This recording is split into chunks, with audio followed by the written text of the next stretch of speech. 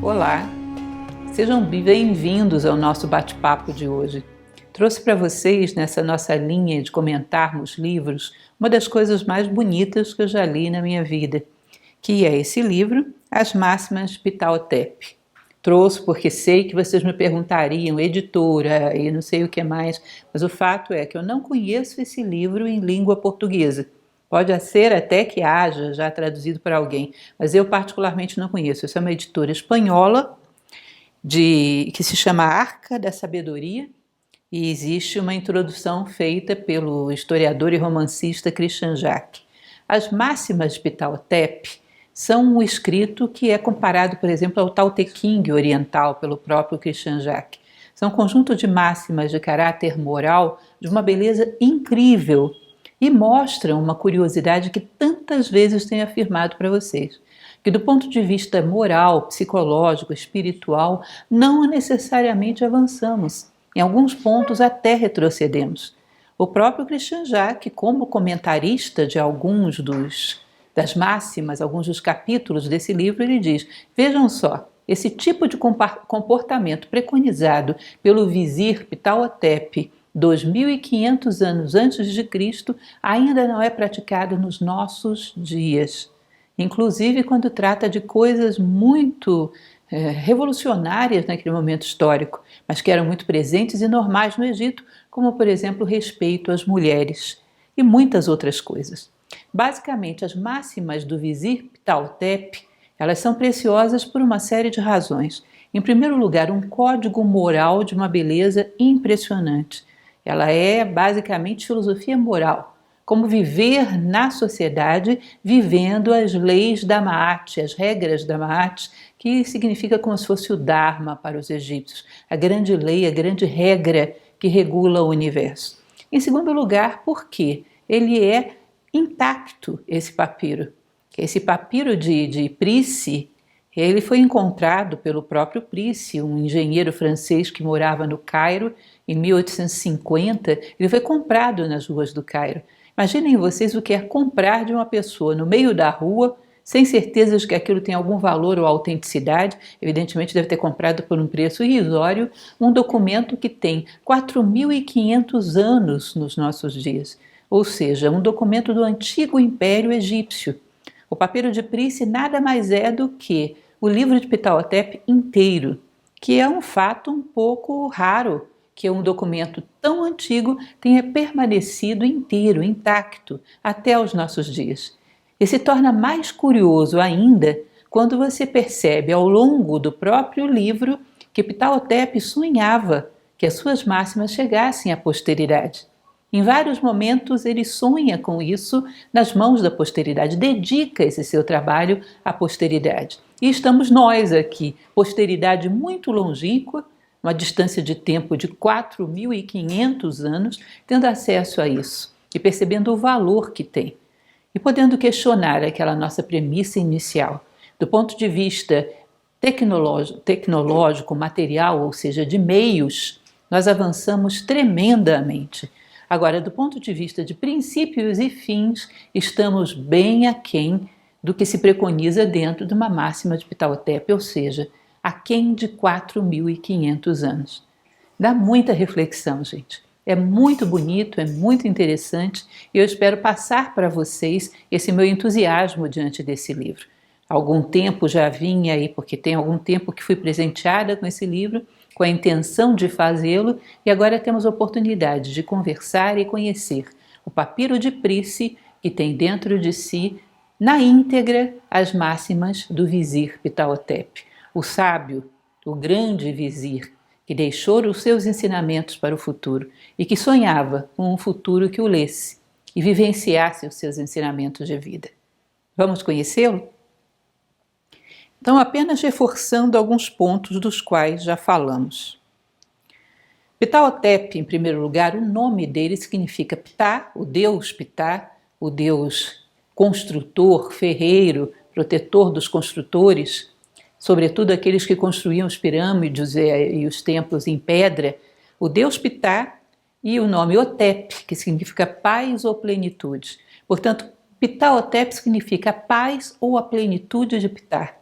seja, como um Deus construtor que elabora as formas celestes e as concretiza no mundo, esse livro de preceitos morais pretendia levar à plenitude o trabalho de Ptah. O próprio nome desse vizir parece que predestinava esse homem a isso, a concretizar, a levar à plenitude o trabalho de Ptah, que nada mais é do que concretizar o mundo das ideias, de que falava Platão muito depois, o mundo dos arquétipos, ou seja, o que for que você prefere chamar, na Terra, seja, os preceitos do céu, como diria Confúcio, na Terra, fazer uma ponte entre esses dois mundos. Bom, ele viveu durante a quinta dinastia do Egito.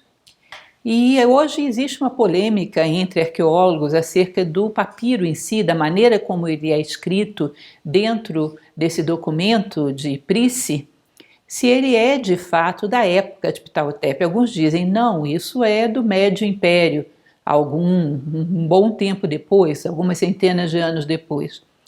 Mas se é do Médio Império, com certeza é uma cópia do papiro original de Ptah-hotep que estava aos olhos daquele que fez a réplica. Ptah-hotep existiu. A sua tumba já foi encontrada em Saqqara, embora haja alguns que digam que não há como ter certeza se é dele ou não, porque havia um monte de Ptah-hotep dentro daquele contexto histórico. Mas o fato é que a existência dele parece muito certa historicamente.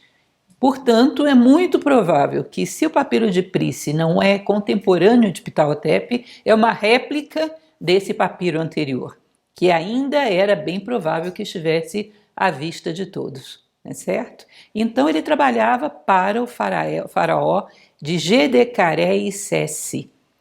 Isso era a quinta dinastia do antigo Império Egípcio. De Gedecaré-Sessi era também um nome todo ele simbólico. Significava, em primeiro lugar, vem Ged, aquela coluna da estabilidade, é a primeira parte do nome dele. O nome dele como um todo significava estável é a potência criadora da luz divina. A potência criadora que nós vamos ver que eles chamavam de Ka, e de Ged formam aí o início do nome dele. Ele então se chamava de Gedecaré-Sessi, o faraó a quem servia Ptah-hotep. Ptah-hotep mostra como era natural naquele momento uma grande devoção ao seu faraó, não pela pessoa física em si, mas pela investidura que esse cargo trazia. O faraó era um representante dos deuses, era aquele que fazia a ponte entre o céu e a terra. Portanto, a investidura do cargo de faraó era como que um representante da Maat, da lei divina, responsável de implantá-la num determinado corpo de seres humanos, num determinado grupo humano. Daí que Ptah-hotep o tempo todo se refere ao seu faraó com muito respeito. É sempre muito grato e sempre diz que todo o seu conhecimento veio dele. Entendam, não do homem físico que estava ali, mas do canal que é um faraó, do posto que ele ocupa, o respeito àquele posto que era sagrado. Hoje nós temos muita dificuldade de entender essa ideia de um posto sagrado. Por exemplo, antigas gerações, talvez alguns de vocês tenham vivido isso. Os alunos se levantavam quando um professor entra em sala de aula. E aí as pessoas com a nossa mente crítica e iconoclasta de hoje dizem: não tem nenhum professor, poucos são os que merecem isso. Não importa se a pessoa merece ou não, o cargo merece. Um professor é um ofício sagrado, é aquele que traz à tona o que o ser humano tem de melhor, educere, educir, que é a raiz de educação. Portanto, ele é em si uma investidura. Se o homem que está ali é digno ou não, é problema dele. O problema nosso é nos colocarmos de maneira respeitosa diante dessa investidura.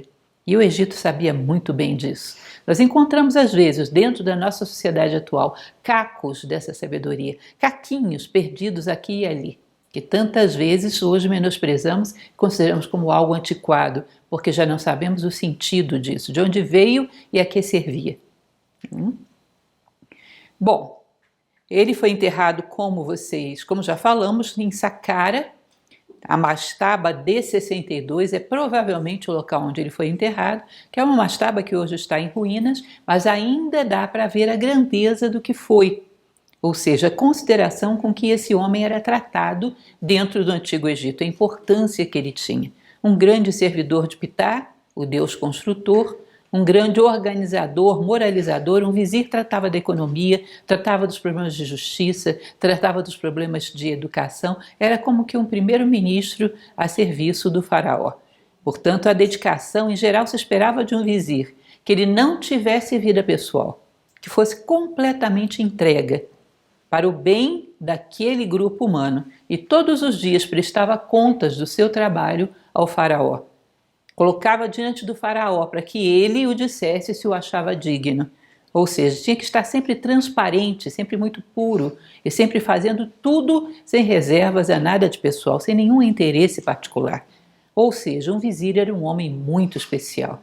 Não falta menção a outros na história que também tiveram papéis muito especiais, apesar de Ptah-hotep ter um destaque tão grande. Não é? O que mais temos de interessante antes de entrarmos propriamente nas máximas?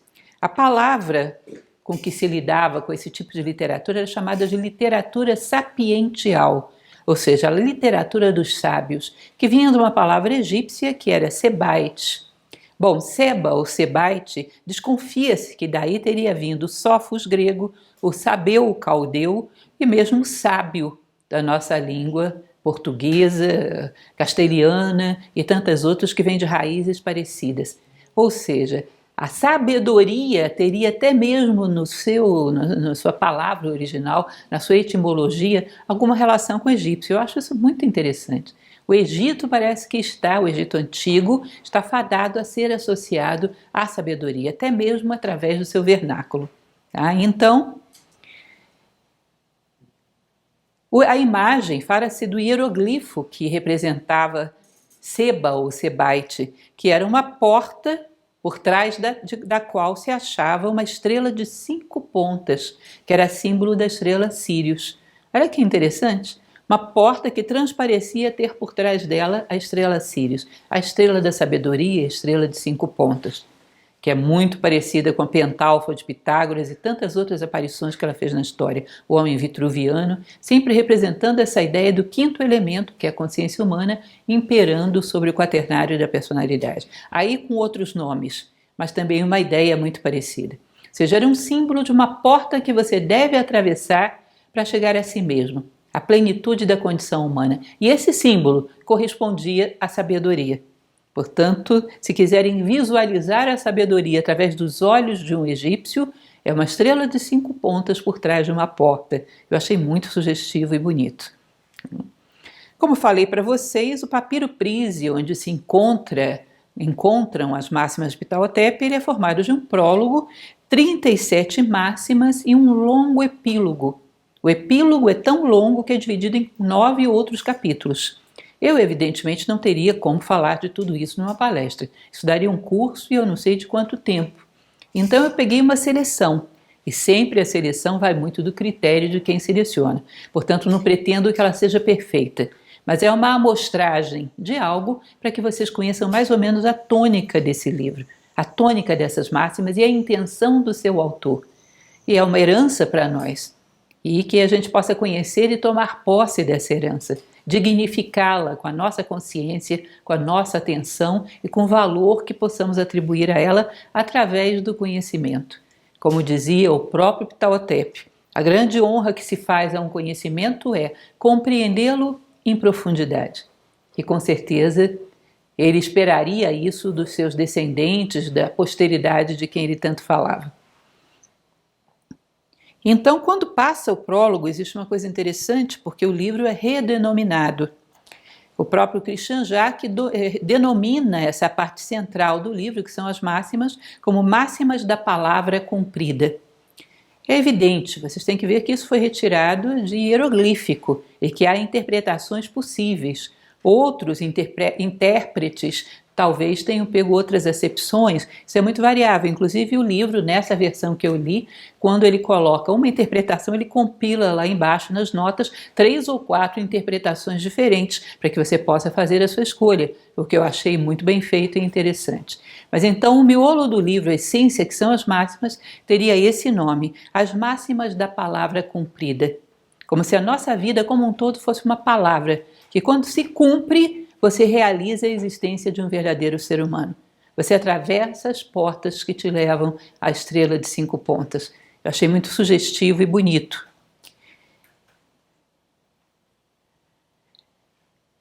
Bom, o papiro Price, como eu falei para vocês, veio de um cidadão que, curiosamente, Émile Price d'Avennes, era um francês, e que não tinha muito a ver propriamente com um historiador ou um arqueólogo. Ele era um engenheiro francês, desenhista, pintor, que resolveu residir no Egito, no Cairo, por algum tempo. E tem esse privilégio de ter acesso a esse papiro vendido nas ruas. Sem saber do que se tratava, ele comprou e salvou aí um documento de um valor inestimável. E esse documento ele tinha não só as máximas de Ptah-hotep, mas também uma parte das instruções de Khâemimni, que é um outro papiro antigo. Havia 2 páginas dessas instruções e o resto era toda a sequência das máximas de Ptah-hotep. A introdução do livro, Ptah-hotep, segundo ele, já era um homem de 110 anos. E é tão interessante porque ele é tão humilde, não sei dizer se esse número é simbólico ou real, mas o fato é que na introdução, no prólogo, ele se dirige ao faraó falando de como ele se encontrava limitado pela sua velhice e como ele temia que esse conhecimento se perdesse, como ele queria cumprir o dever de passar esse ensinamento que ele recebeu, agregado daquilo que ele viveu para as gerações futuras. E ele vai enumerando um pouco de como o seu corpo estava, como se ele fosse uma coisa e o seu corpo outra. O meu pensamento continua lúcido e vivo, porém o meu corpo fica sonolento, sente grandes dores ao levantar, ao se deitar, perde constantemente a memória. Portanto, enquanto o meu pensamento permanece lúcido, eu quero presentear essa sabedoria. Portanto, ele se apresenta ao faraó e fala das suas intenções nesse prólogo, que ele pretendia passar então os valores morais, o ensinamento que tinha recebido para as gerações futuras e por isso escreve. E antes de tornar público, submete novamente ao faraó. O faraó aprova, vocês vão ver isso lá no epílogo, e só aí ele comunica aos demais, torna público esse seu documento. E o documento fala sobretudo sobre virtudes humanas, vai falar muito sobre veracidade, amor à verdade, respeito à lei, autocontrole, bondade. Constantemente vai relacionar a atividade da vida, atividades simples, como participar de um banquete na casa de um grande homem, ou, sei lá, participar de uma negociação ou de um debate. Vai sempre relacionar isso com a grande regra do universo, que é a Ma'at. A Ma'at não como a deusa, embora seja também a deusa, mas a Ma'at é entendida um pouco como o Dharma dos hindus. É aquela lei que atravessa o universo e dá sentido. E tudo aquilo que é produtivo, tudo aquilo que é útil, tudo aquilo que faz diferença é aquilo que está alinhado com a Ma'at, com a grande regra. É ela que dá vida e dá sentido a todas as coisas. Eu que gosto tanto de tradição indiana, falo sempre para vocês de um épico chamado Ramayana, e o Ramayana é também um canto de amor ao Dharma. O Dharma nada mais é do que o nome da Ma'at na tradição indiana. É a grande lei, é o braço de Deus estendido sobre o cosmos. Então, o grande protagonista dessa obra de Ptah-hotep é a regra de Ma'at. Vocês vão ver que constantemente a citação é feita sobre ela e ela é o grande fiel da balança, que constata a veracidade, a utilidade, o sentido de tudo aquilo que é feito. Medu Neter, essas 2 palavras em egípcio significavam a palavra de Deus. É curioso que a palavra Medu significava também bastão, bastão de apoio, como se fosse uma bengala. Então eles acreditavam que o homem que de alguma maneira se desequilibra, de alguma maneira se sente frágil diante do mundo e das suas circunstâncias, ele pode se apoiar nas palavras de Deus, ou seja, nas palavras da verdade. E há um outro detalhe fortíssimo e muito interessante, gente. A maneira como é tratada a palavra dentro desse livro. A palavra como um conteúdo altamente sagrado e que não pode ser profanada, não pode ser desrespeitada, não devemos ferir o silêncio com banalidades. E como guardar o silêncio como algo precioso no momento certo. E como saber usar as palavras. Isso é uma das tônicas importantes das máximas. Champollion costumava dizer que tudo era hieroglifo na vida dos egípcios. E é verdade, tudo na vida deles era simbólico. Então ele dizia, a pirâmide é um grande hieroglifo, uma mastaba, qualquer construção, qualquer templo, aquilo ali não era simplesmente um lugar físico para se fazer coisas lá dentro ou para se decorar exteriormente, aquilo era um símbolo, de tal maneira que os homens passando por ali recebessem uma mensagem. Tudo na vida do egípcio era hieroglifo, ou seja, era um símbolo para ser lido. Eles não construíam coisas que tivessem um significado só sensível, mas também inteligível. Um corpo só material, mas também um corpo espiritual. Tudo era mensagem, tudo era ensinamento. E ainda é até hoje. É curiosíssimo como, apesar de todos os ciclos que o tempo viveu, muitas dessas coisas ainda estão de pé e continuam dando a sua mensagem ao futuro. Como se diz no Cairo, todos temem o tempo, mas o tempo teme as pirâmides. Um homem que deixou uma pegada histórica como essa, que beira a eternidade, devia conhecer muito desse assunto de eternidade. E a prova disso está diante de nós até hoje. Construções magníficas, apesar de todo um conjunto de séculos predatórios que passaram por aí. Maat, então, é a regra eterna, a regra que dá a justa medida da vida de todos os seres, do cosmos, da manifestação. E caminhar bem consiste em ajustar-se a ela. E com esse conhecimento vamos às máximas. A primeira máxima, tônica, é basicamente buscar uma disposição interior que garanta o nosso êxito. E essa disposição interior tem um nome: humildade. Nem no êxito, nem no fracasso, nem em nenhuma circunstância que o nosso orgulho ferido ou nossa vaidade exaltada nos faça perder a humildade. A humildade é a palavra-chave, uma vez que nós não fazemos nada em nosso nome. Nós somos canais para que a Maat se faça no mundo. Portanto, somos meros canais que têm que cuidar de serem limpos, desobstruídos, para que a lei passe por nós e chegue ao mundo.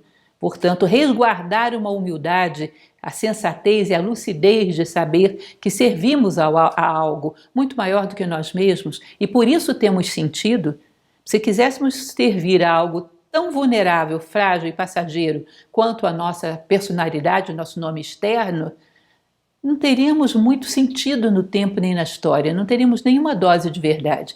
A dose de verdade da nossa existência está pelo fato de que o nosso nome interno é a Maat. No fundo, a nossa essência é a Maat, que passa por dentro de todos nós. E eu trouxe um trecho, então, dessa máxima primeira para vocês, que diz o seguinte: que teu coração não seja vaidoso por conta daquilo que conheces. Toma conselho, tanto junto ao ignorante quanto junto ao sábio. E isso é muito bonito, ou seja, em todos os momentos o ânimo de aprendiz, que sabe que todos os seres humanos guardam algum ensinamento precioso que pode agregar muito valor aos ouvidos de um sábio. Lembra muito a mitologia escandinava, isso muito posterior, né?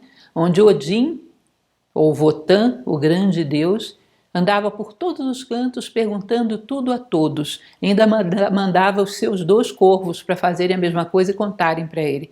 Era um deus, o máximo deus do Valhalla, e ainda assim saía perguntando tudo a todos e ouvindo atentamente a resposta. E por isso era um sábio. Ou seja, um sábio egípcio, ou um buscador da sabedoria, tinha essa mesma preocupação. Pergunta aos cultos, aos ignorantes, aos sábios e aprende com todos. Seja humilde e busque a sabedoria para servir não a si próprio, mas à lei que rege e organiza o universo.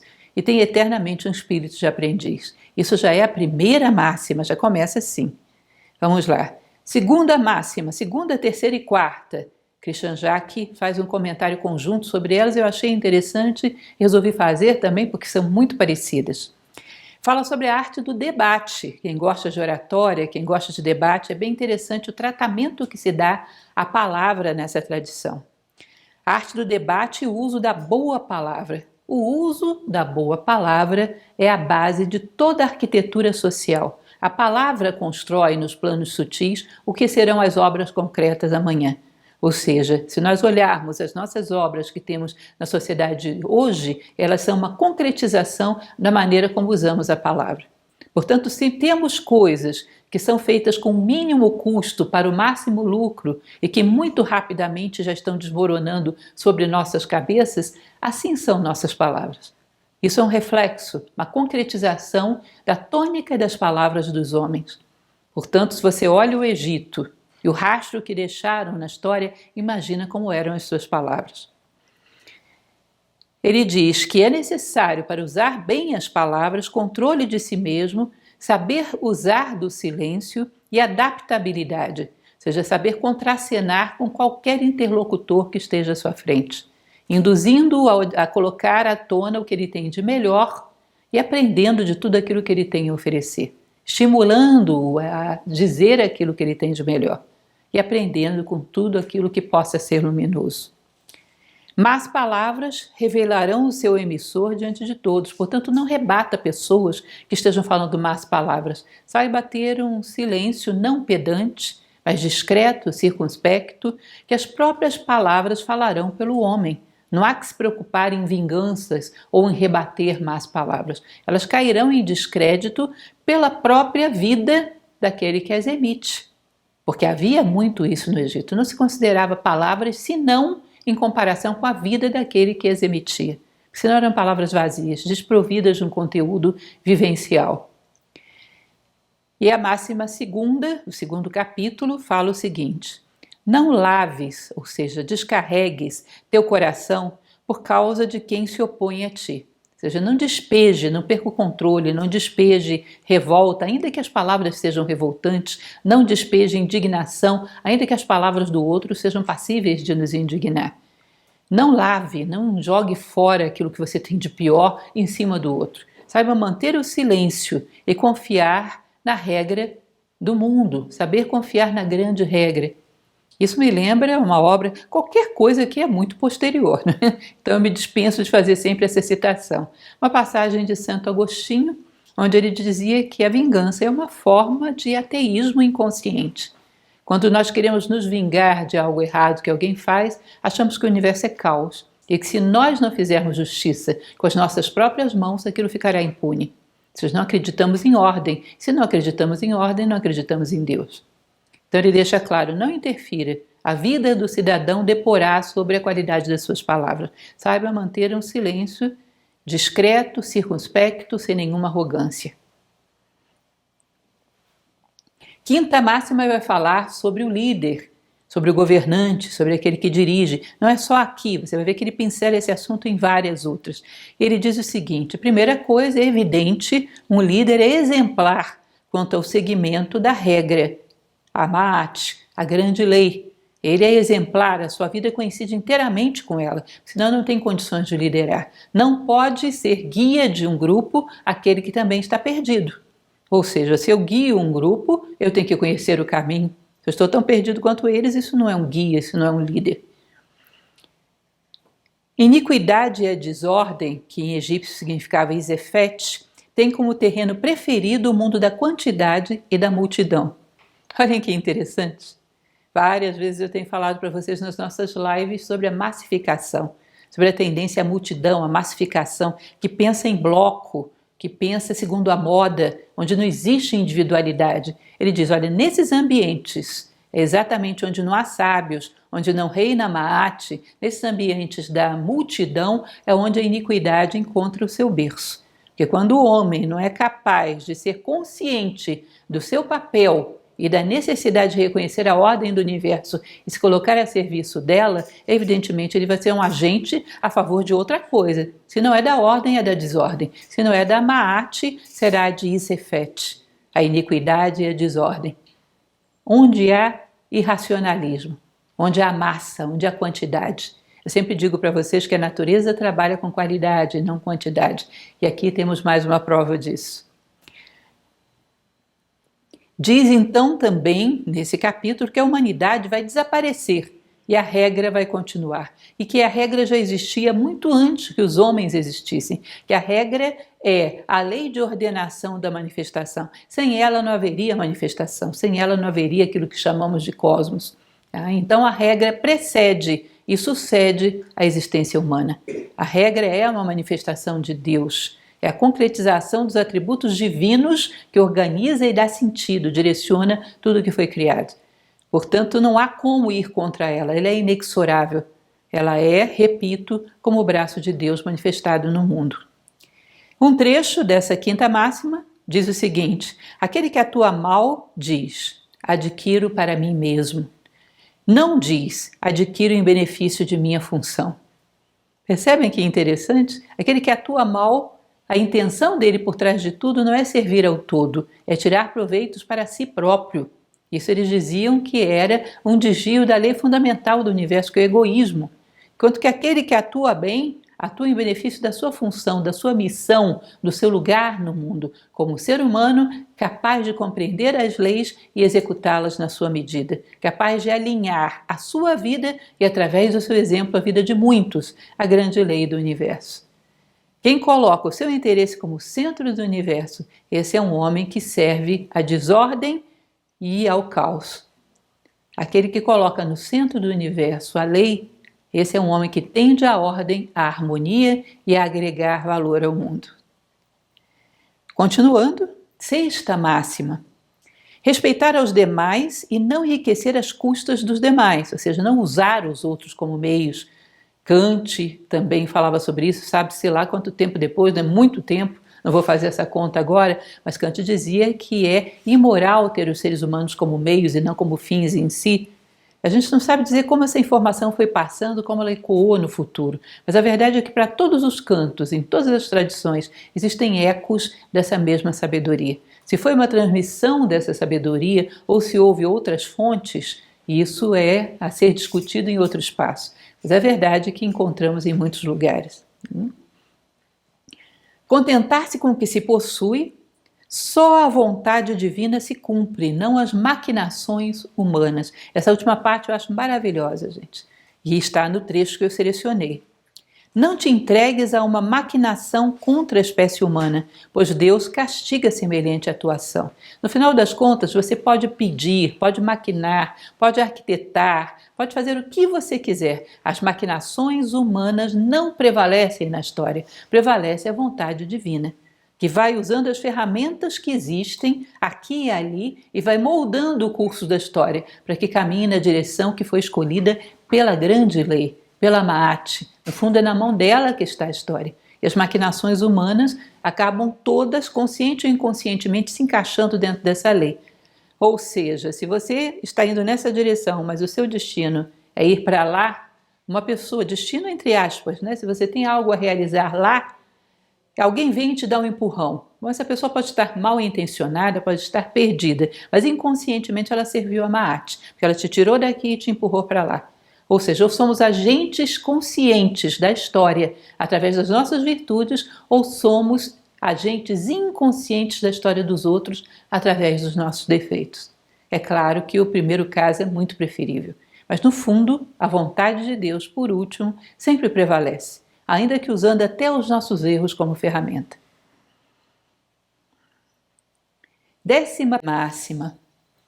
Em momentos de debilidade e inquietude, deve-se servir a um ser de qualidade. Ele fala sempre dessa ideia do ser de qualidade, escolhido pelo que fez de sua vida. Ou seja, o ser de qualidade, ninguém ia buscar o quanto ele já leu, quanto ele já estudou, quanto de títulos que tem, mas o quanto ele experimentou isso na sua vida e consolidou e integrou como uma resposta dele, quanto ele integrou isso na sua identidade.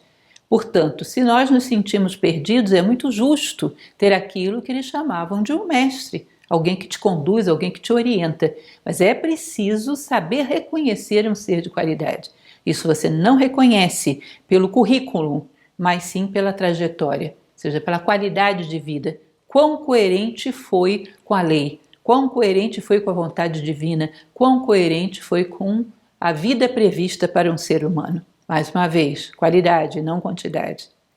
É Deus que dá forma a um ser de qualidade. Quem segue um medíocre será medíocre também. É evidente. Eu acho linda essa parte, que Deus dá forma a um ser de qualidade. Ou seja, um ser de qualidade, ele se coloca diante da natureza e diz, eu quero servir. E a sua vontade de servir faz com que a própria lei vá levando esse homem na direção em que as suas arestas são polidas. E ele vai sempre crescendo e se aperfeiçoando, por uma única razão, pela sua entrega, pelo seu desejo de servir. Literalmente, eu trouxe para vocês, é Deus quem faz que um ser de qualidade seja especial e o protege, inclusive enquanto dorme. Por quê? Porque ele deixou que Deus o fizesse. Ele se colocou a serviço. E agora ele é inteiramente modelado. Ele vai sendo, por vontade ele caminha na direção da lei. E a lei faz o resto. Vai fazendo com que ele vá polindo as suas arestas para passar por todos os portais que se colocam no meio do caminho e se tornando cada vez maior.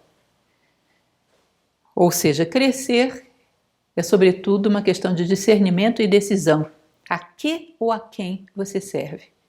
E dentro do Egito havia muito isso, de escolher um ser de qualidade para te conduzir no teu caminho, não para dizer o que você tem que fazer, mas para iluminar possibilidades, para te dar um direcionamento.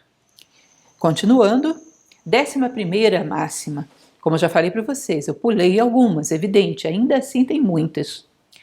O coração, a ideia do coração como sede da consciência do essencial, sede da percepção do divino e do desejo de espiritualidade.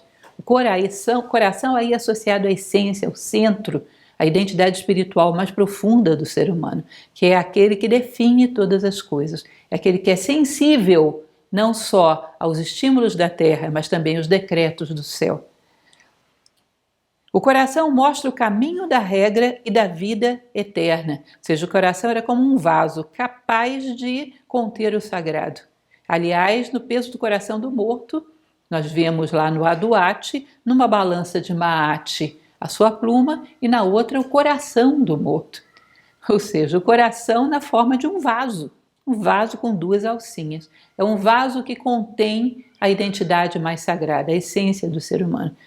E já falamos muito sobre isso em outras palestras, não sei se tiveram oportunidade de ouvir. Falamos sobre essa chamada dor no coração fina que às vezes sentimos, quando a nossa consciência mostra que o nosso dia não foi propriamente humano, não foi 100% humano, que muitas vezes atropelamos a trajetória que se esperava de nós, muitas vezes atropelamos a grande regra, e isso dói de uma maneira tal que exige que a gente se coloque diante do nosso coração e se redima. Então essa ideia do coração vem de muito longe, mas que parece um dos seus endereços mais precisos é aqui no Egito. A ideia do coração como centro, como essência humana, como sede daquilo que de divino nós somos, como o vaso que contém dentro de si a parcela sagrada do homem, a sua essência divina. Literalmente, segue o coração durante o tempo da sua existência. Desperdiçar o momento de ação do coração é a abominação do Ka, a energia criadora. Talvez vocês já tenham visto o hieroglifo do Ka. São 2 braços, é uma linha horizontal com 2 braços virados para cima. O Ka, a energia criadora que emana do céu para a terra, ou seja, emana da lei divina do universo sobre todos os seres que a servem. Esse Ka, ele só é multiplicado quando ele é utilizado novamente na direção dessas mãos, na direção do céu. Ou seja, no sentido de elevar, iluminar os seres, iluminar os caminhos. Senão essa energia é desperdiçada.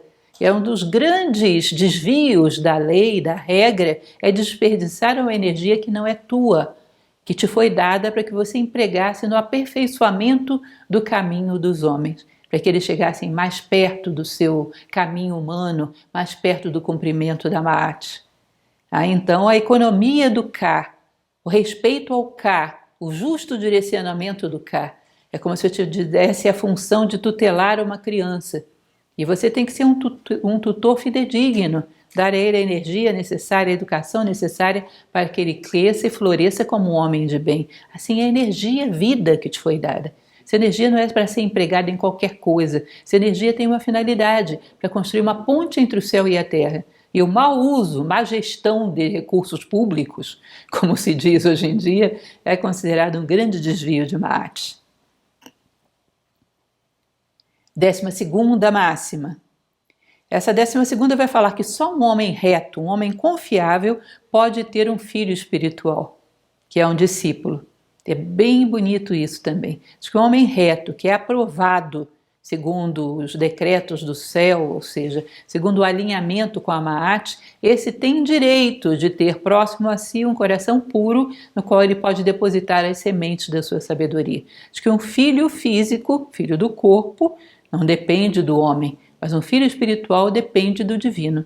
Ele é criado e oferecido pelo próprio Deus, para que o seu impulso não se perca sobre a terra, para que ele possa ser transmitido. Seja um homem bom e reto, pode ser convocado um dia a ter um filho espiritual, um discípulo.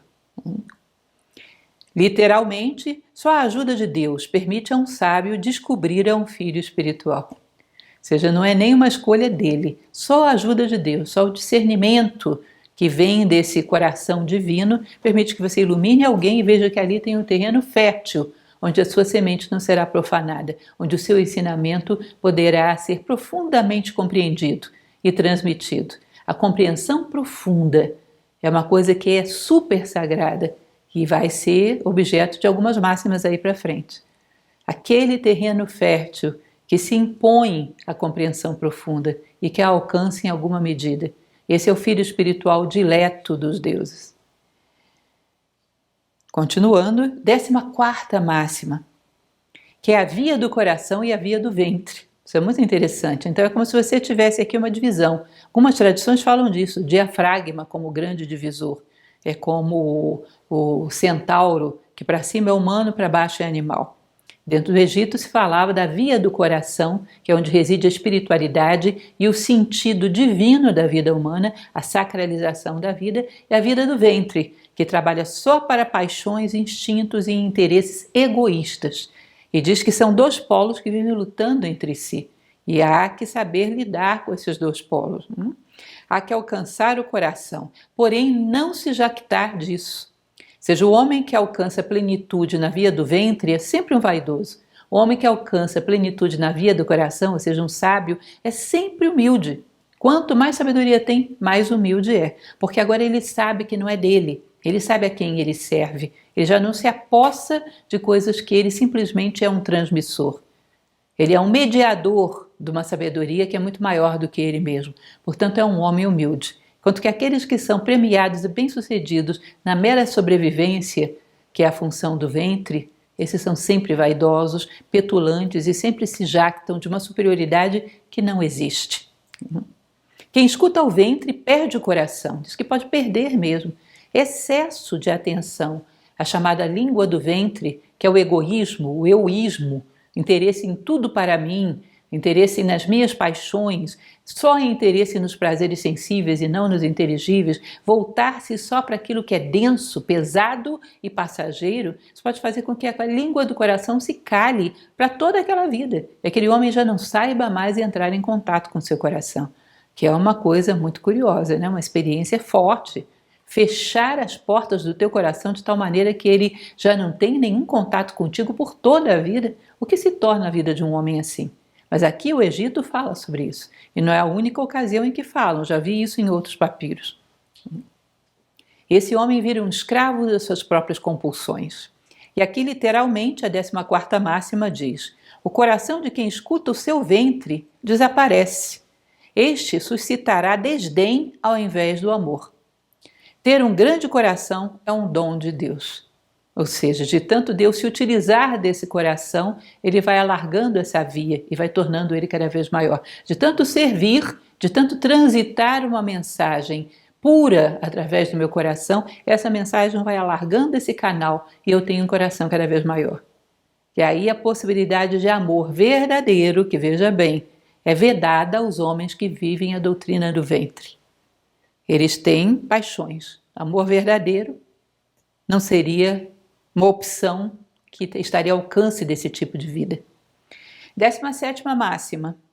Fala um pouco sobre os juízes. Aliás, esse livro ele tem tantas coisas interessantes sobre tantos profissionais dentro da sociedade. Mais de uma vez ele fala do juiz.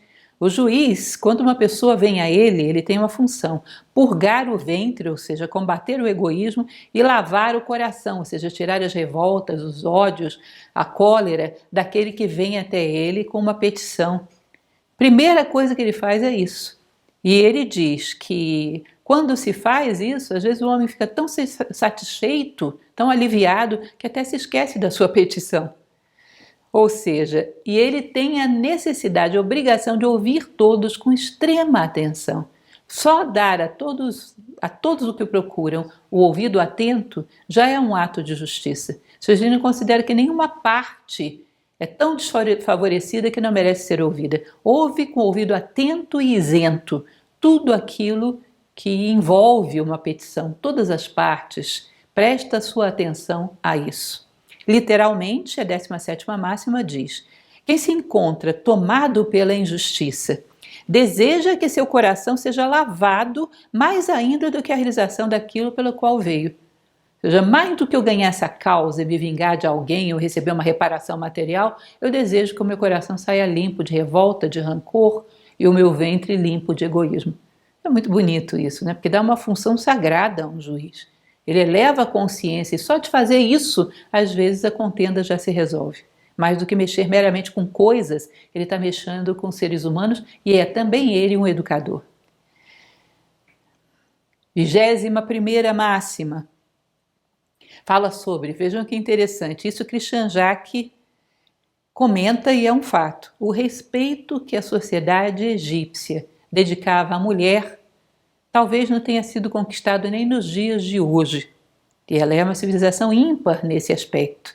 E essa 21ª máxima vai falar sobre o amor e respeito que o homem deve dedicar a uma mulher com quem vive.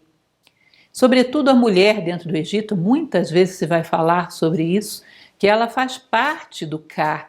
Ela é um veículo privilegiado da energia criadora, porque ela é um espaço de criação. E ela deve ser respeitada e honrada com a mesma honra que se dá à energia criadora primordial. Ela é uma parte da natureza criativa, portanto ela merece todo o respeito por isso. Ela deve ser respeitada e preservada. Literalmente, vejam só o que o livro diz, 21ª máxima. Não decidas pela mulher. Afasta-a do poderoso que a espoliaria. Seu olho é o vento. Mira-a e farás com que ela permaneça em tua morada. O olho da mulher é o vento, ou seja, por ela passa todas as fontes de energia criativa do universo, transitam por ela, pelo seu corpo, pelo seu olho, pela sua imaginação. Respeita para que você tenha contato com essa fonte de energia criativa que é o feminino. As mulheres são parentes da natureza, extremamente criativas, e a vida se faz muito através do intermédio delas, não só no plano físico, mas em todos os planos. Em todos os planos, portanto, não decida por ela, protege-a da violência e inspira-te nela. Olha no seu olho e vê o fluxo do vento. Isso é muito lindo, gente, cá entre nós. Eu sei que quem tem que achar lindo são vocês, mas eu não resisto. É muito bonito. 23ª máxima. Um sábio não deve dar ouvido a rumores, pois eles não engendram outra coisa senão ódio. Ou seja, fofocas, críticas e discurso de ódio. Está aqui, máxima de Pital Hotep, 4.500 anos e nós ainda não aprendemos isso. Literalmente essa máxima diz: não repitas um rumor maledicente, não o escutes sequer. Esta é a maneira de se expressar daquele que tem o ventre ardente. Ou seja, o homem que segue o caminho do coração não faz rumores. Essa é a maneira de se expressar daqueles que vivem de um ventre ardente. Que o rumor maledicente seja lançado à terra. Não fales dele, em absoluto. Quando você o fala, ainda para criticá-lo, você o multiplica. Ou seja, o rumor é a voz do ventre. Homens que falam a voz do coração não o ouvem nem o replicam. O ódio transita através do rumor. Não o ouça nem o multiplique. Pital Hotep, meus caros. Nós que saímos da biga para o avião a jato, não saímos ainda do mesmo ponto daqueles que ouviam Pital Hotep e recebiam essa exortação. Talvez até tivessem progredido mais em relação a esse ponto do que nós. Ou seja, progredimos ou não progredimos? Parece que progrediu a máquina e não o homem. Isso aqui ainda é muito atual e quase que futurista para nós. 24ª máxima. A palavra. Fala sobre a palavra como um produto precioso. Se você não pode dizer nada que seja útil, que seja de verdadeiro auxílio para os demais, saiba manter o silêncio. O silêncio é precioso e ocupa um espaço onde você não tem palavras úteis para colocar, ele ocupa com dignidade esse espaço. Fugir da verborragia fútil, ou seja, fazer da palavra mero ruído, sem ser dotada de nenhuma mensagem, nenhum significado. Não rompas o silêncio, sem a certeza que pode substituí-lo por alguma coisa melhor do que ele. Ou seja, cuidado com a palavra que depois os gregos chamavam de eros logos, a palavra sagrada. A palavra como um todo era sagrada para os egípcios e deveria haver muito cuidado ao manuseá-la, para que ela não se tornasse mero ruído. E ruído é aquilo que obstrui a nossa boa audição. E vocês vão ver que a boa audição é um dos elementos fundamentais aqui. Saber ouvir para saber compreender. Portanto, aquele que usa da verborragia de palavras inúteis causa ruído e atrapalha os ouvidos que querem ouvir a voz da vida. Ou a canção da vida, como dizia a Luz no Caminho. Literalmente, deve ser um excelente artesão aquele que fala em um conselho. Falar é mais difícil do que qualquer outro trabalho. Quem interpreta essa máxima corretamente dá autoridade à palavra. Recordo de um poema de Olavo Bilac, onde ele fala dessa construção da palavra e do rigor aí. É como um artesão mesmo, que vai construindo, trabalhando para que aquilo seja a expressão, seja a embalagem digna de uma verdade, seja a embalagem digna de uma mensagem que tem que ser entregue, que a embalagem esteja à altura do conteúdo. Se você tem uma verdade a transmitir, algo que possa trazer consolo, que possa trazer ajuda ao mundo, não a entregue de qualquer forma, embale condignamente, que assim você tenha a palavra sagrada. E se não a tem, guarde o silêncio. Isso é muito bonito e interessante também, não? 25ª máxima. O homem, dotado de verdadeiro poder, atrai respeito porque adota sempre uma linguagem tranquila e serena. Através da serenidade da fala, o homem vence a alteridade das emoções. Quando dois homens falam alterados, nenhum dos dois estão ouvindo, embora ambos estejam falando. A serenidade da fala denota um autocontrole e um homem que sabe o que tem a dizer, que tem algo a dizer, ou seja, há um conteúdo ali. Portanto, serena as emoções e aguça os teus ouvidos. Aqui há uma palavra digna do nome.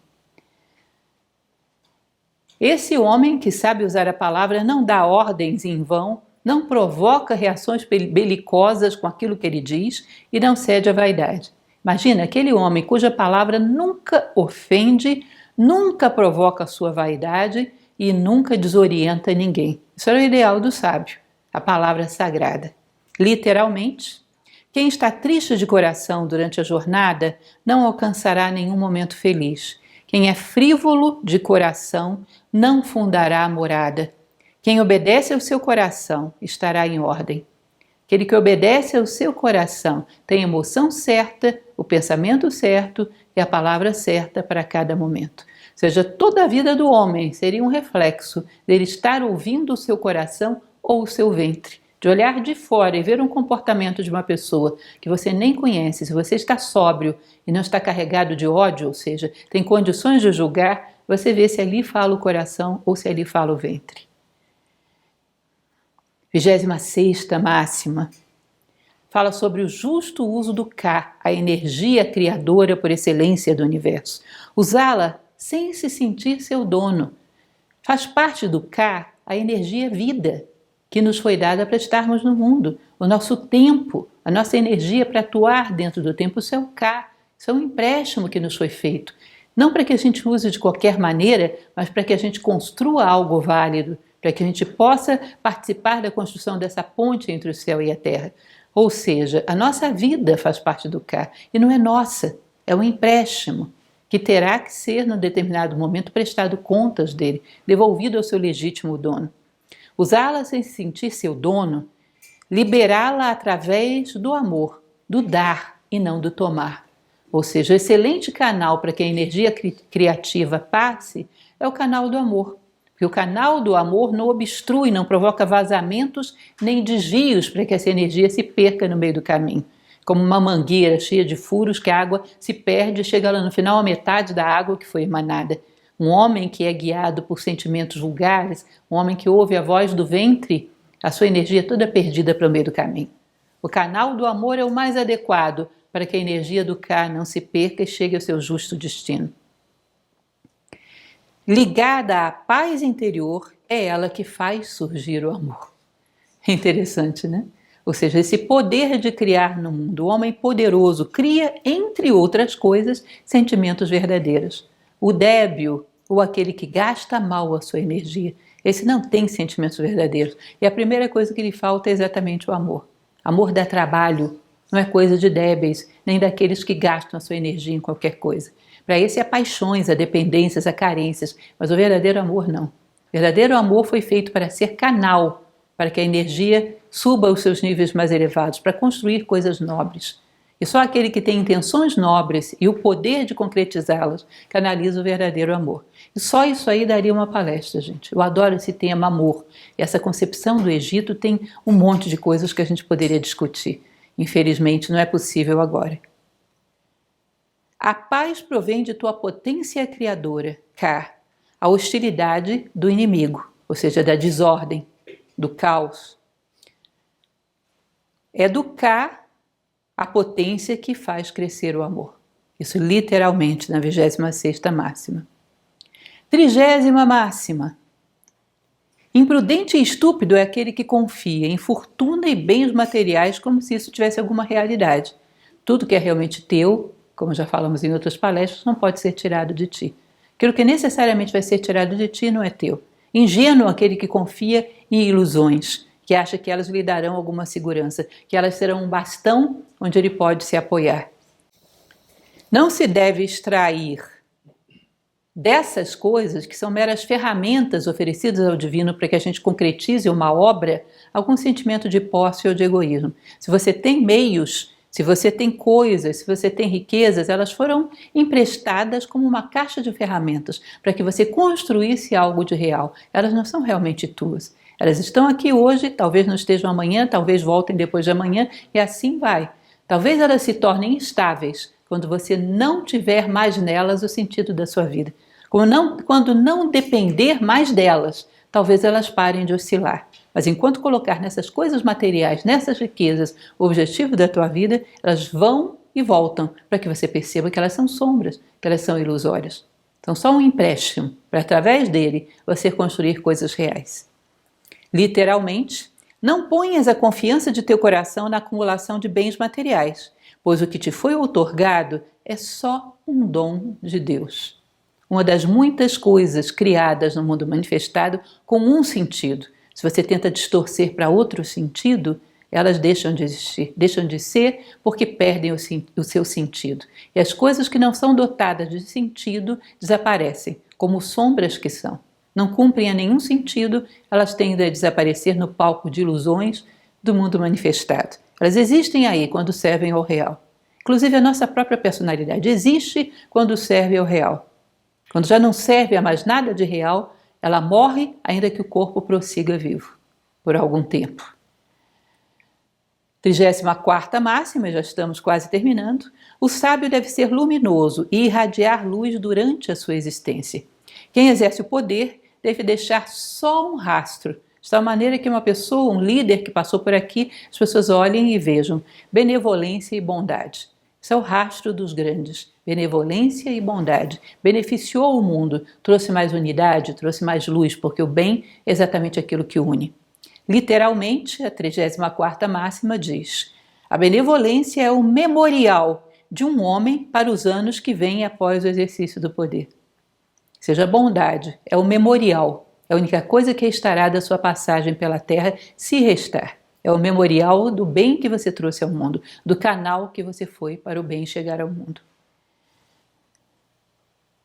Tao Te Ching fala disso de uma maneira muito parecida, não vou enveredar aqui que isso aumentaria demais o nosso tempo, mas fala muito sobre isso, dos sábios de antigamente, que a única coisa que sabemos deles é que existiram, fizeram o que tinham que fazer, beneficiaram o mundo, sem nenhuma necessidade de afirmação das suas personalidades. 35ª máxima. Deve-se conhecer bem a verdadeira natureza daquele que está ao nosso lado, para que os nossos bens durem. Nada conta mais do que a virtude. Ou seja, procurar que esteja ao nosso lado uma pessoa que seja famosa, rica, tenha status, você não tem nada do seu lado. Você tem um virtuoso, você tem algo muito real. Ambos crescem. E aí haverá ganho real. Ambos crescem. Ou seja, buscar a companhia dos bons, que é uma recomendação de tantas tradições ao longo da história. Literalmente, a 35ª máxima diz: a virtude do filho do homem lhe será útil. Será a única coisa que será útil para ele. Uma natureza cumprida, uma natureza humana corretamente cumprida, será o seu memorial. Ou seja, ele será lembrado por isso. Se não tiver isso, não será lembrado por nada. Para quem conhece Marco Aurélio nas suas meditações, ele começa falando exatamente daqueles que se achavam grandes e que naquele momento histórico em que ele vivia já não eram lembrados por ninguém, já não significavam nada. O memorial da bondade. E é assim que você escolhe aqueles que estão ao seu lado. Essa é a verdadeira beleza que deve ser considerada. Porque só a virtude de alguém realmente é um valor real que pode promover o crescimento e o amadurecimento de uma convivência, de um sentimento, de uma relação. Seja de amor, seja de amizade, seja do que for. E o epílogo? O epílogo é um pouco longo, tem 9 capítulos, mas eu procurei resumi-lo aqui ao máximo. A 38ª máxima, que já é dentro do epílogo, Ptahotep promete êxito em tudo que se propuser a fazer na vida para aqueles que escutam as suas palavras de sabedoria e as seguem. Qualquer coisa que você fizer seguindo essas regras, você vai conseguir aquilo que busca. Contanto que aquilo que você busca esteja segundo a regra de Maat. A maior das riquezas é a retidão, e pede, nesse momento que ele se dirige ao leitor e pede que essas palavras sejam transmitidas à posteridade. O bom exemplo é eficaz para a eternidade, ou seja, a confiança que ele tem de quanto durasse o tempo, quanto durasse o homem, essas palavras ainda seriam válidas. Olha como é que o homem percebe a realidade por trás das sombras e das ilusões. Não interessa quão longínquo será esse futuro, mas isso ainda será válido. Isso é um sábio, isso é um sábio. Literalmente, a 38ª diz o seguinte: deve-se ensinar o homem ao que deve dizer à posteridade. Ou seja, deve ensinar o homem o que ele deve deixar como recado para o futuro. Aquele que isso escuta torna-se um artesão ao escutar. Ou seja, aquele que escuta esse conselho se torna um artesão. Vai começar a elaborar a sua palavra, as suas ideias, para ter uma herança para deixar para o futuro, para os seus filhos espirituais de várias, inúmeras gerações. O conhecedor é sábio por causa daquilo que conhece e é nobre por causa de sua maneira de atuar. E aquele que assim o faz alcança um grau de eternidade, porque a nobreza e a sabedoria sempre serão dignas de receber ouvidos atentos, não importa quanto tempo passe. Enquanto que as banalidades e as vulgaridades do momento histórico passam, às vezes, com a velocidade do vento. Na 39ª máxima do epílogo, ele vai falar sobre a escuta e o entendimento, que é muito interessante. Sem essa faculdade da escuta, não é possível sabedoria nem ato justo. Ele vai dizer que Deus ama aquele que sabe escutar e entender o sentido profundo das palavras. São seus filhos prediletos. Aquele que sabe captar o sentido profundo do ensinamento transmitido, só esse conhece o amor perfeito. É aquele que sabe amar as ideias, sabe amar também todos aqueles seres que no mundo manifestado as refletem, ou têm parte com elas, ou fazem com que elas cheguem ao mundo, ou as vivem em alguma dimensão. E o amor, falava uma ocasião até sobre o casamento em relação a isso, por que se faz do casamento uma celebração religiosa? Por quê? Nós, a verdade, fazemos uma ponte, chegamos ao outro através do coração de Deus. Tem que haver a presença do sagrado, porque só 2 corpos, os 2 se modificam. Só 2 emoções, elas mudam ao longo da vida e tudo se perde. Toda e qualquer união é feita diante do sagrado. Portanto, o verdadeiro amor nasce quando você percebe os lugares onde a verdade se reflete e a identifica. E como amamos a verdade, amamos todos os pontos onde ela se reflete de um amor verdadeiro e imperecível, coisa que hoje a gente nem acredita que existe. Literalmente, quando a escuta é boa, a palavra é boa. Quem escuta é mestre do proveitoso. Às vezes somos tão cegos de egoísmo que ficamos esperando o outro parar de falar para despejar aquilo que estamos pensando. Não escutamos ninguém. Vejam bem, quem escuta é mestre do proveitoso. É o coração que faz nascer seu mestre, como aquele que entende ou aquele que não entende. Ou seja, é o coração que decide se você vai entender ou não entender. Se você tem uma boa conexão com a voz que vale a pena ser ouvida, você pode se tornar um bom ouvinte e pode ter uma boa compreensão. Aquele que escuta é o que entende o que se diz. É aquele que ama entender. O que alcança o que é dito. Sua memória subsistirá na boca dos vivos que estão na terra e dos que estarão. Ou seja, aquele que ouviu a voz da verdade, a voz de Deus, a voz do Dharma para os hindus, ou da Mahat aqui no Egito, aquele que ouviu um pouco da lei do universo, daquilo que não é perecível, daquilo que é eterno, se ele ouviu e entendeu, a sua palavra perdurará na boca dos que vivem e dos que viverão.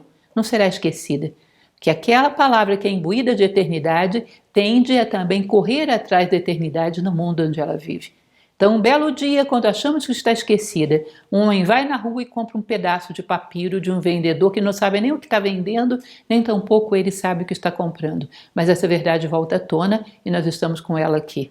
Vocês percebem o que é a projeção da vontade de um homem ao longo do tempo? Eu quero que essa palavra chegue à posteridade. E a vontade é tanta que lhe cruza 4.500 anos e obtém o seu intento. E estamos com a sua palavra aqui. E ela está entre aqueles que vivem e aqueles que viverão, segundo a vontade de um sábio chamado Ptahotep. Aliás, é muito interessante, eu lembrei aqui da palestra que fiz sobre um livro maravilhoso também, que é A Luz do Caminho, que fala: alcança o entendimento e só então alcançarás a palavra. Até então você só tem ruído. Alcança o entendimento e só então alcançarás a palavra. 40ª máxima. Para educar um filho espiritual, há que tocar nele o ser que escuta, há que despertar nele o ser que escuta. Ou seja, só assim você pode educá-lo. Você não fala para uma personalidade, porque isso é adestramento. Você fala aquela essência lá, que está adormecida e que você tem que despertar, porque só ela é capaz de escutar. Só ela é capaz de compreender, assimilar, integrar como resposta sua ao mundo essa voz que é a voz de Maat. Só aquele que pode ouvir é aquele que realmente forma o ser humano. Essa capa, ela é adestrada, não é formada, ela é informada. Ou seja, um filho espiritual, ao ser educado, você tem que falar para um ponto que está adormecido dentro dele e tem que despertá-lo. Aquele que ouve, aquele que entende, aquele que aplica. Descobrir isso e despertar dentro do outro. Se está desperto dentro de você, é possível. Literalmente, educa em teu filho aquilo que escuta. No coração dos nobres será um homem de qualidade, digno de confiança. O extravio penetra naquele que não escuta. O conhecedor levanta-se pela manhã para manter seu equilíbrio, enquanto que o ignorante, que não escuta, está encurralado. Aquele que escuta nunca está sozinho, nunca está perdido, ele sempre tem uma referência de direção. Aquele que escuta tem discernimento para separar a verdade da ilusão, enquanto que aquele que é surdo a qualquer entendimento profundo está sempre encurralado pelas circunstâncias. 41ª máxima fala do ignorante que crê que a sua ignorância é conhecimento, ou seja, aquele que inverte as coisas, atua de maneira detestável e possui apenas uma aparência de vida, pois se nutre diariamente daquilo que faz morrer. Ou seja, aquele que perde tanta noção de direção que começa a julgar as coisas ao revés. Platão fala sobre isso na sua República, nas suas formas de governo. Ou seja, ele está tão desligado de qualquer referencial que julga as coisas ao revés e julga que a sua ignorância é ilustração e conhecimento. E julga ser ele o homem bem informado e sábio da sociedade, quando na verdade só o que se pronuncia nele é a voz do ventre.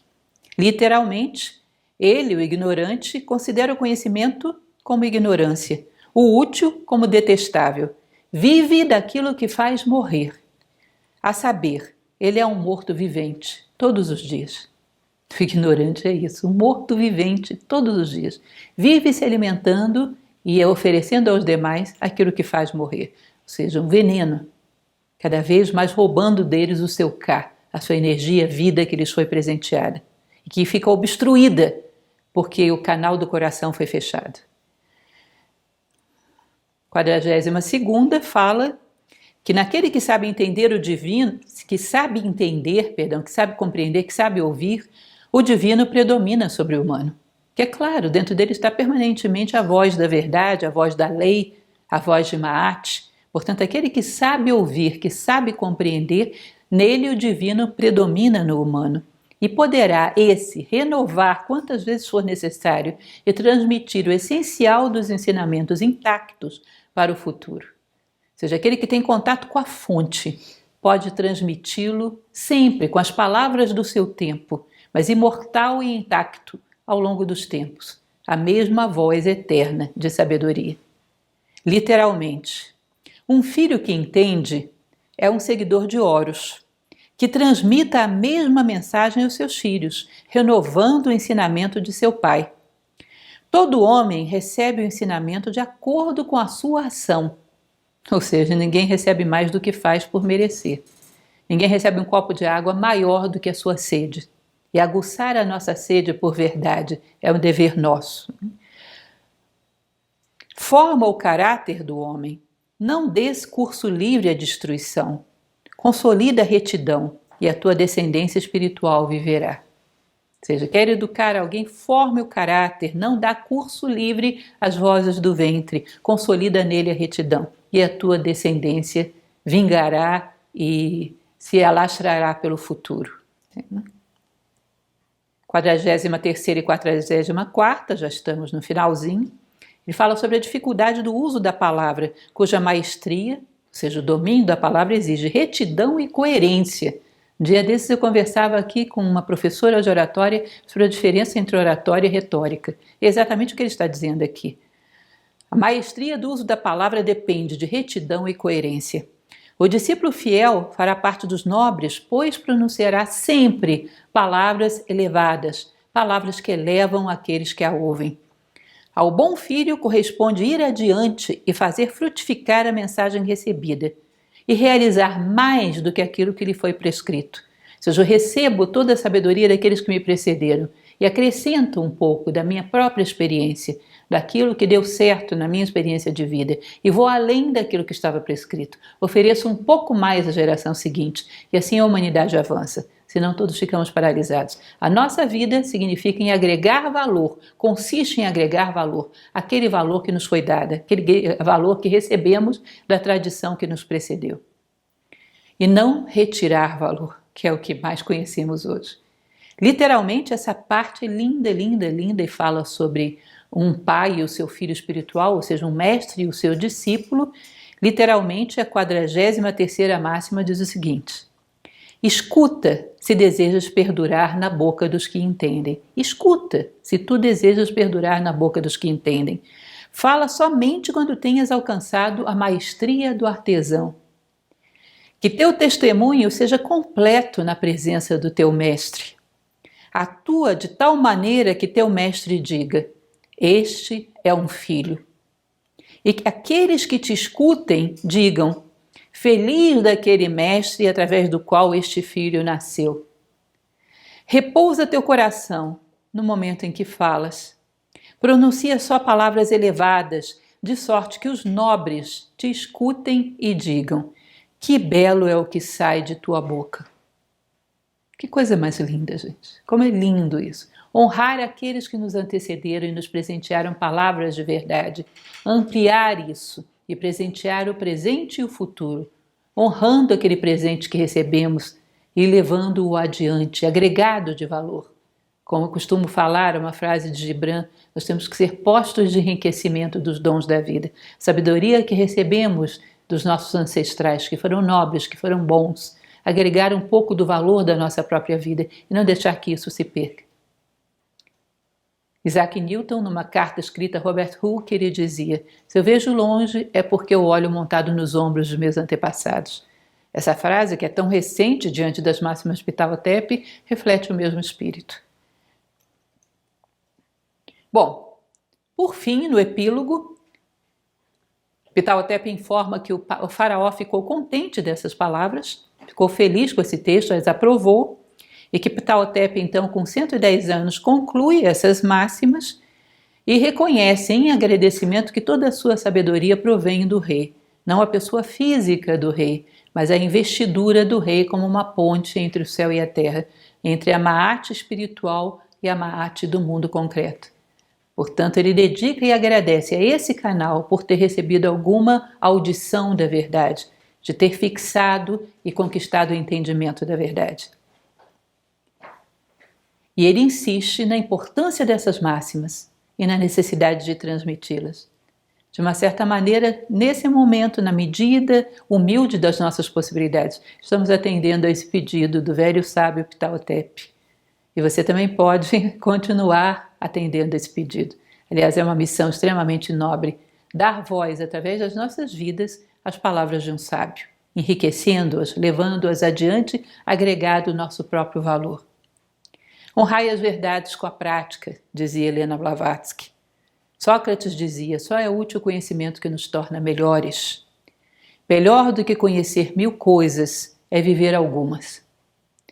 É isso que eu deixo para vocês como reflexão. É mais um texto sagrado e maravilhoso, mais uma peça preciosa, mais uma joia dessa herança que recebemos do passado. Espero que seja útil para você, que possa ser ouvido, dê ouvidos, saiba ouvir, possa ser compreendido, saiba compreender, possa ser replicado, saiba doar generosamente as melhores joias que você tem. Muito obrigada, boa noite a todos.